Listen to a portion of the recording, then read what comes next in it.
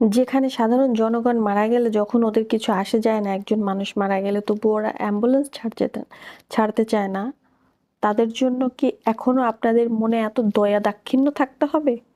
সাধারণ জনগণের তখন কি করা উচিত? সকলে মিলে এগুলারে লাঠি পেটা করে উঠানো উচিত।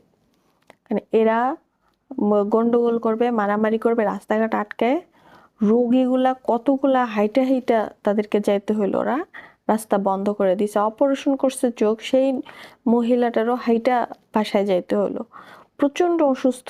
এমনকি অ্যাম্বুলেন্সে একটা লোক অসুস্থ হয়ে আছে, তাকে পর্যন্ত ছাড়ছে না, ডাক্তারের গাড়ি আটকায় রাখছে, যার 20টা বাচ্চা হসপিটালে আছে, যার যায় অপারেশন করতে হবে, তাদের চিকিৎসা দিতে হবে, অথচ এরা রোড আটকায় রাখছে। আর অ্যাম্বুলেন্সটাকে কেন ছাড়ে নাই?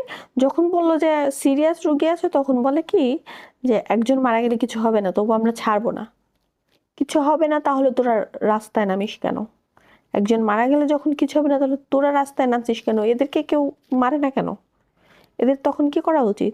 ছেঁড়া জুতা, যা যা কিছু আছে সব কিছু দিয়ে এদের পিটানো উচিত।